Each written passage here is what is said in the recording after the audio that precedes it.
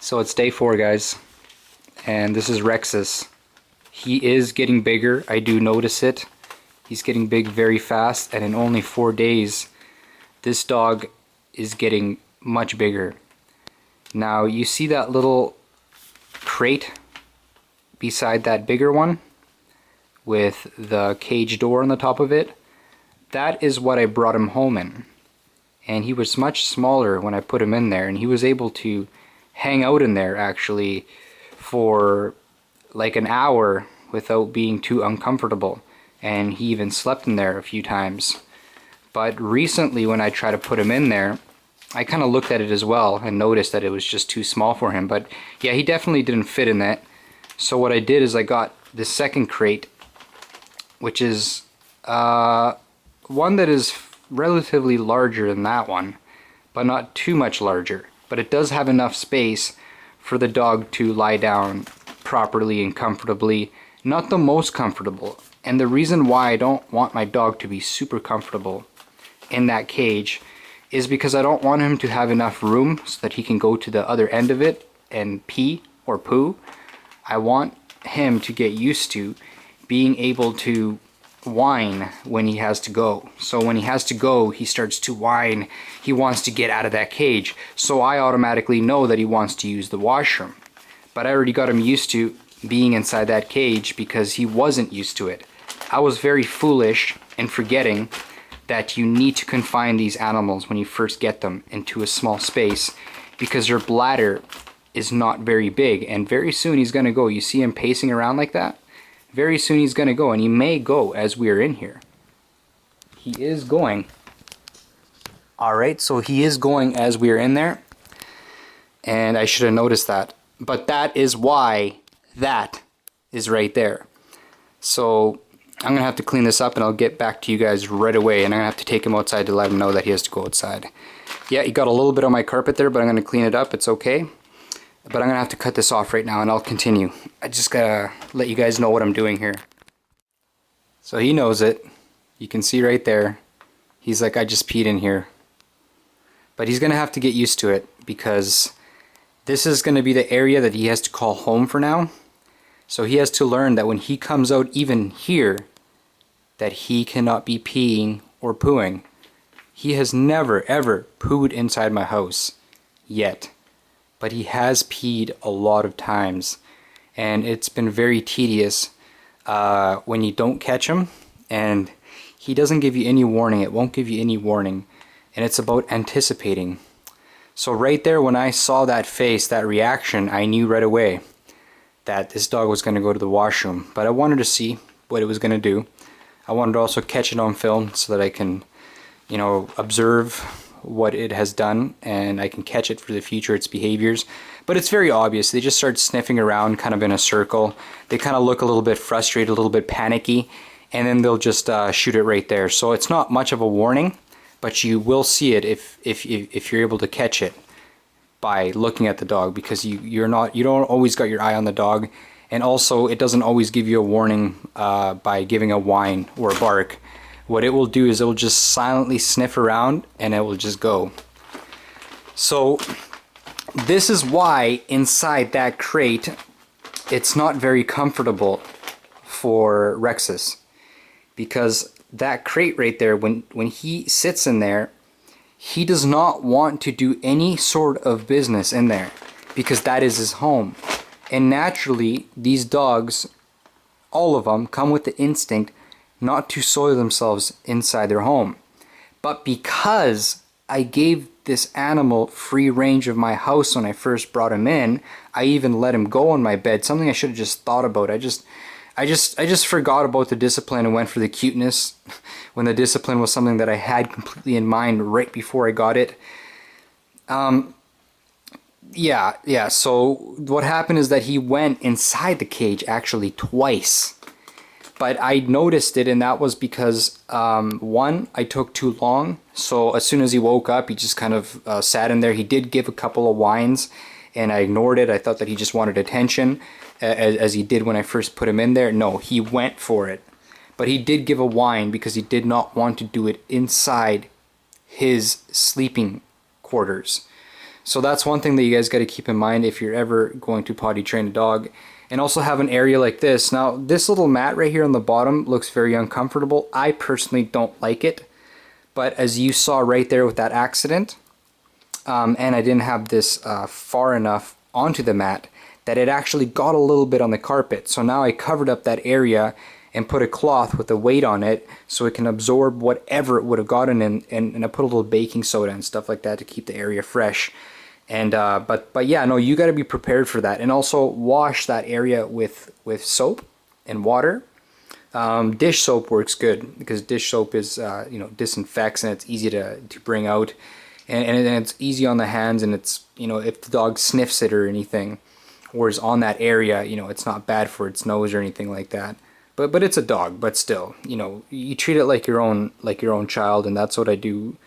And yesterday I got mad at it. This is why I set this up. I got mad at it because it went inside the house, and then I thought, you know, getting mad at a little puppy is just like getting mad like at a baby. You know, right now its cognitive skills, even its physical skills, everything, its bladder is not developed. And here's one thing: when the dog is 2 months old, expect this dog to go to the bathroom about every 1.5 hours to 2 hours. When this dog is 3 months old, expect it to go to the bathroom every 2.5 to 3 hours. You could kind of get the picture. Every month that goes by, you can add like an extra 45 minutes. Some people say an hour, I would say 45 minutes. This dog has went from 1 hour to an hour to 1 hour to 2 hours, and it's never ever past 2 hours when it's awake like this. When it's out and it's up, you have to take him to the washroom the very first second that you bring him up. Not the very first second, just kind of let him, you know, yawn and everything, but right away, take him to the door and bring him outside. And I guarantee that he's going to circle around, or she, whatever kind of dog you have, it's going to circle around a little bit. And then what it's going to do is that it's going to do its business. And you're going to witness that. And make sure that it's on grass, because it will do it on cement. It will do it on your carpet. It will do it anywhere that you let it do it. And it will continue to come back. That's why also, you see, it peed right there. And look, it's in there. Right here. After 10 minutes of peeing in there. It's in there right now. Its ball is right beside that. Even though I'm going to take it out before I go to bed, because I don't want its toys sitting out here. So I don't want him to get used to his toys. I want him to understand that his toys are something that I give him as a privilege, but right now they're just lying around because I'm just making this. But the dog right now needs to know that this is where he lives, this is where he plays, this is where he hangs out. I let him go in the rest of the room a little bit, my room in particular, and just let him hang around, you know what I'm saying, watch him for accidents. But when he's out and about and I'm not around him, and I just want him out and not in that cage, because it's, come on, you know what I'm saying, I put him right here with this tarp, and this tarp just took a blow that could have went on my carpet. So just keep that in mind, guys. And it sounds kind of crappy, you know, it's like when it walks around, sorry, when it walks around. But yeah, so that's just the update on its peeing. And so for those of you who are looking for potty training, this is a very good video. You know, you just look at my mistakes right there. That little example, he went right in front of us. He did it. You know what I'm saying? Like, I didn't even set up the camera to set him up. No, he did it right as we were talking. That's how quick it is. But the thing is that I was staring at him through the camera, so I knew what was coming. But imagine you're talking to someone, and the embarrassment, your dog just peed on your floor or on his floor because you're bringing the puppy over to your brother's house or something. You know what I'm saying? You got to explain to people that that's what these dogs do. Explain to them the bladder, the age, and everything. You know, this is what you expect of a puppy. You know, when they get older, they can hold it all day. You know the wonders of having an older dog that's so patient and so calm and still gives you the love. But no, when he's a puppy, these puppies are focused on playing and as well being protected. You know, they love you. They want to be with you. But they're focused on growing, they're focused on eating, they're focused on sleeping, they're focused on playing, they're focused on developing their skills. So a lot of that playing is stuff that they need. So that's why you got to limit this stuff, you know what I'm saying? Like, I put them in here, you know, for as long as I can during the day, but I also bring them out as much as I can. And also watch their exercise too, you know what I'm saying? You know, don't today I took him out, and it's very cold where I live. Like literally, it's like it's way below zero out here, and it's at first the dog was good. You know, he was running around. You know, he's still a small puppy. So he has a little bit of energy, but not that much energy. But he ran around enough. I've took him out to this distance before. I took him to a friend's house and we sat and he got to play around. But he got cold extremely fast.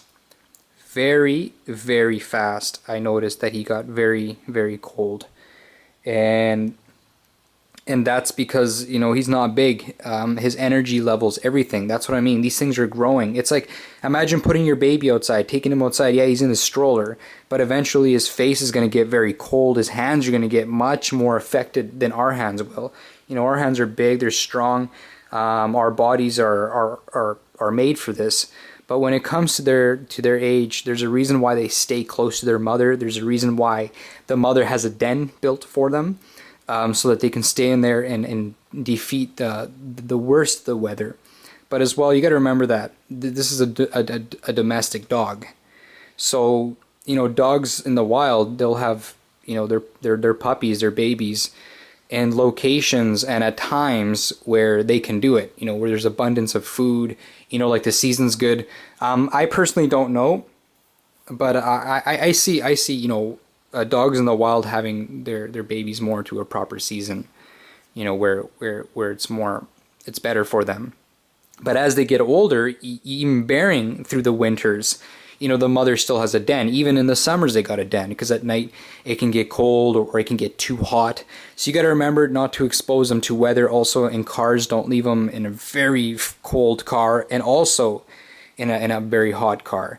So these are just things that I want to cover as I'm talking about him, because today he scared me. He started trembling and getting really cold. So what I did is I ended up lifting him up and putting him on my back, kind of just lifting him up like a big baby. So it's hard to explain. And the most comfortable way that he could be, and he welcomed it. He just squeezed his body onto mine, and it wasn't out of fear. It was, the thing was freezing, and I just didn't understand. And those are things that you got to be aware of. Before I had a Labrador Retriever, and the Labrador Retriever as a puppy, it loved the cold. But this dog right here has a shorter fur, and it's also it's not a dog that's made to swim in ice the way the Labrador Retriever was. And Rottweiler with German Shepherd, those dogs come from very cold lands, and these dogs come from cold regions too, like England. But I believe that these dogs were bred mainly in the United States and stuff like that. So the United States, you know, has very cold weather, but mainly, you know, it has very good weather compared to people in northern countries or in the north of the United States, in the most northern parts of the United States, where it can get extremely cold. You know, so these dogs got a shorter fur. You know, they've been bred for what they are. So you just got to take precautions. Also, when these dogs get older, when you're chasing raccoons and stuff with these dogs, you guys gotta understand, these dogs will run themselves to death. Okay, so there's a lot of factors you got to come in, even when it's an older dog. You know, you go play with it, you give it a mission, you give it a job, any dog. But these dogs in particular will run themselves to death if you're not careful with them. You know what I'm saying? Like when you work them, when you train them, you know, they're very loyal. They'll go out there, they'll go in the cold with you. You know, just like a Labrador Retriever, but they'll get, you know, it can affect them much more. So, you know, I don't know, for people out there who own coonhounds, they'll say, oh, whatever, but no, I'm just giving my opinions, and also what I see and what's common sense at their age and their size, and also what they're bred for, and their coats and everything, and, you know, what they can tolerate, and what you should let your dog tolerate, you know what I'm saying, to be nice to your dog.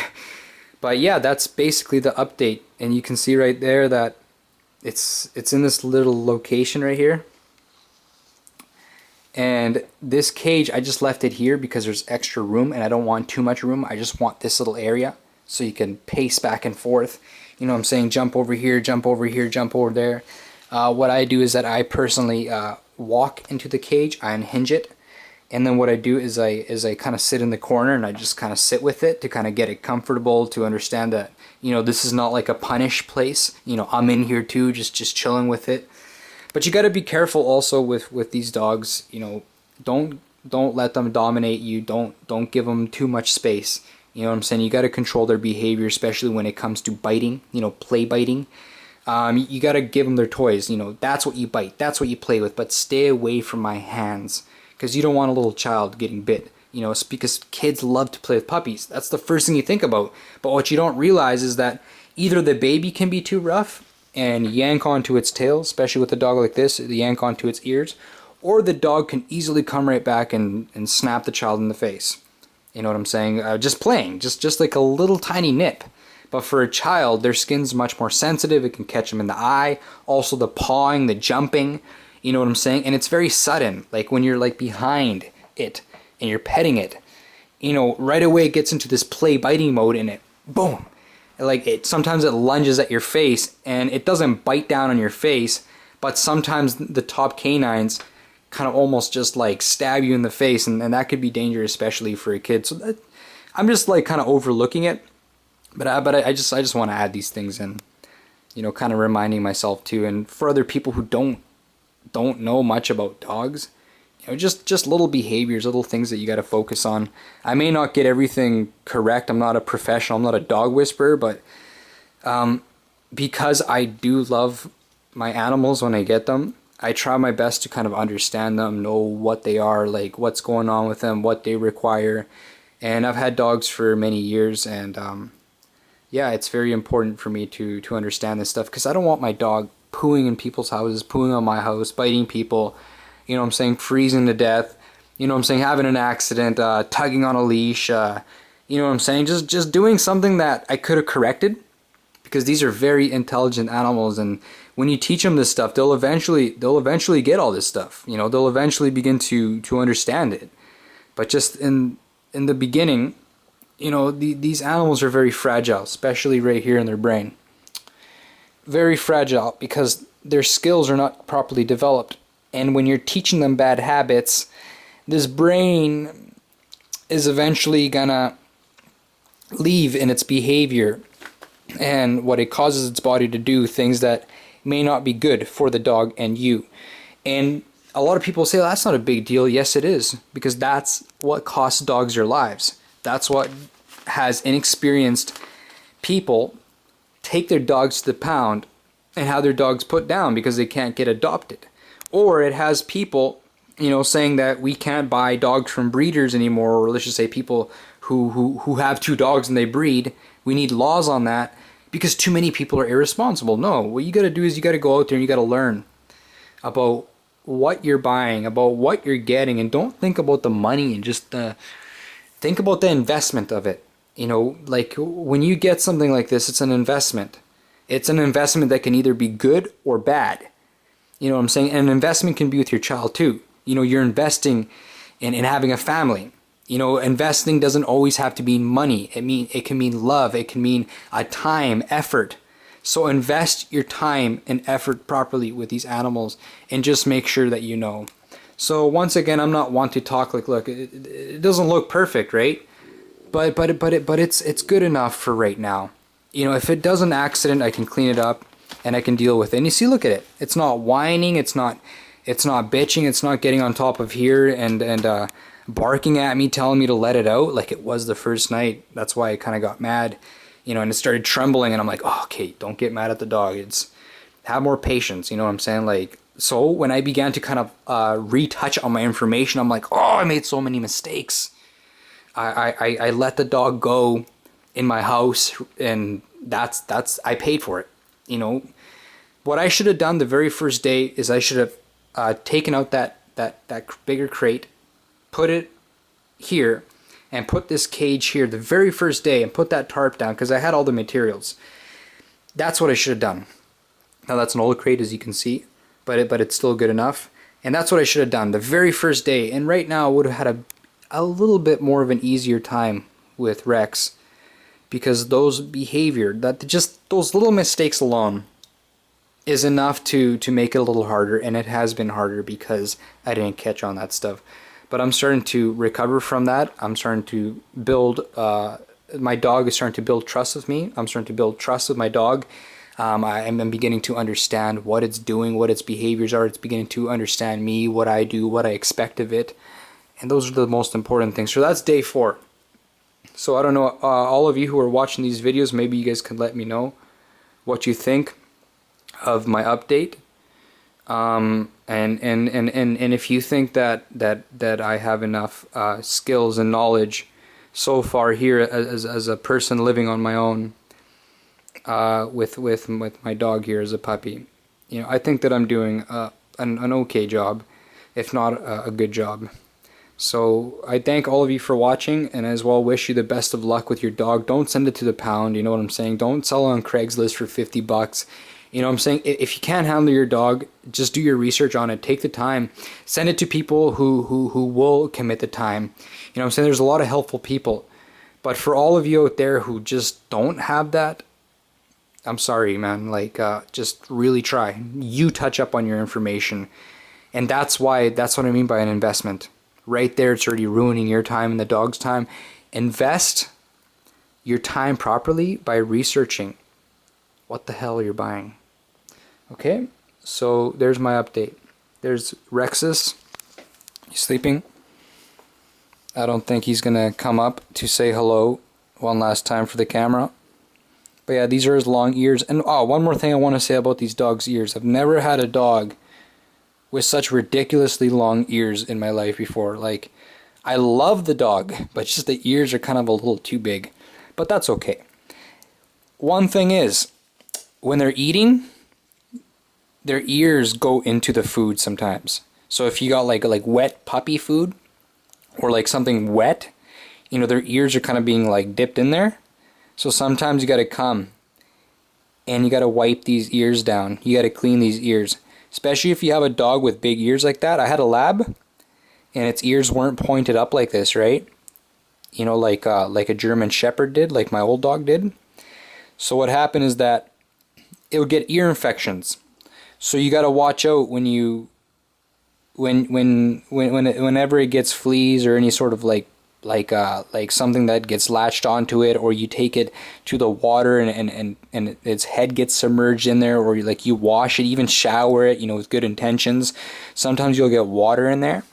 So occasionally you got to check your dog's ears, and you got to make sure for the health. And one thing I didn't realize about coonhounds, my dog has completely webbed feet. My dog has webbed feet. Just want to end the video with that.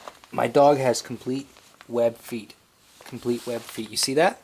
Complete webbed feet, just like my Labrador did. Very good trait. That means that it has very wide paws, very good for the snow, and as well as for, obviously, swimming. Webbed feet. You know, very strong swimmer. So I'm going to actually research that and see if these dogs have webbed feet naturally, and other dogs, which other dogs have webbed feet, because that's interesting. If you're a purebred coonhound, well, at least in the sense that it's a mix between a redbone and a black and tan. So in my eyes, it's still a coonhound, you know, very, very good mix, but because, you know, I want this dog to be from its breed, so that I can understand what kind of problems it could possibly get, what kind of health risks. I don't want to be mixed in with another dog, because what happens is that maybe its hips, I wanted to get, and I want to have here a dog that is of a reliable breed, that is purebred, or at least mixed within its line of dogs, so that way their hips are properly placed on them. You know, they don't have traits and problems that are going to be mysterious to me. All dogs would have it, but when you got a good bred dog, it's easier to know what you're going to get.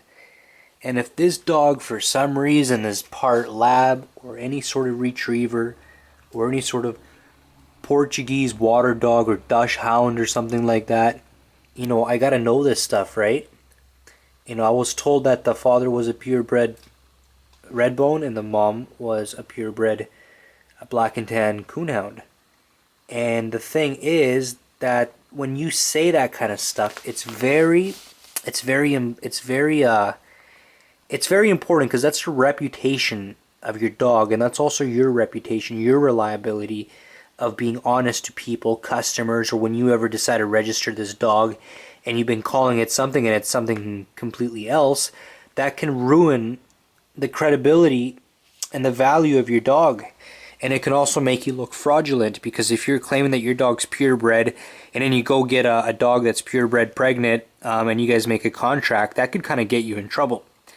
Because I did not get here a dog that is supposed to be some kind of supermodel, or like, you know, like a hardcore breeder here, I don't worry about that too much.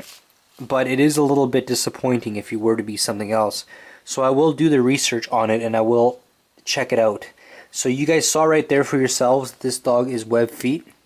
So that is just an interesting thing right here. And it also has its webbed, part of that web part on this little claw right here, which is very important. Now for Labrador Retrievers, a lot of people want to remove these claws right here. I'm going to tell you, don't remove these claws. Because if your dog ever falls in ice or any sort of surface, like your dog just needs to grip, you're going to notice that these dogs kind of spread their paws out like that, and they will start clawing with this to get out of trouble, to get out of some sort of hole. Because, you know, dogs can't always, you know, climb like this. Sometimes they have to go like that, and then they start hooking like that with both feet spread. So they almost kind of spread their legs like wings, and they start to kind of push themselves up like almost like a turtle, like a beach turtle trying to get to a like an ocean turtle. You know how it has kind of like that wavy kind of, and it just kind of pushes itself by kind of doing that whole thing. And I believe those turtles also have like a claw that helps them like that. So never remove that on your dog. For the people that do, you know, I don't criticize you, and there's your reasons for it, because those injuries do look very bad. And you're going to notice it that they don't have it on the back. They only have it on the front. You notice that? You notice that very well. That's how nature made this dog. That's how nature made this dog. So that it can hook onto things to escape. So that trait will save its life. I had a Labrador Retriever, and I remember that it got stuck somewhere once, and of course the dog was not going to die because I was there. I was taking care of it, but it did get stuck somewhere, and it almost slipped off somewhere. I don't want to really explain the situation because it brings back bad memories, but the dog literally saved itself. I was there to save it, but that split second, it hooked itself onto these. And Labrador Retrievers, they will do that on the ice. So if they're ever retrieving ducks, or for whatever reason they're in ice, they will use that claw. So people who declaw their dogs will watch their dogs hopelessly try to get out of ice and eventually drown, because they don't got those claws to get them out. So that's very important. So if my little coon pal here, my little coon hunter, has web feet, and you can see that this dog neither looks like, it looks more like a Redbone Coonhound than it does an actual black and tan Coonhound. But if you look at it closely, I believe that Redbones have much more red fur, so you can see that its mom is definitely in there. But and my dog has a dark face, so it has web feet, a dark face. I'm not going to show all of its traits because this is my dog. And I want to be able to have some privacy with the traits that it has. But look at right there, little black face. So I really like this part right here. I really like that part right there.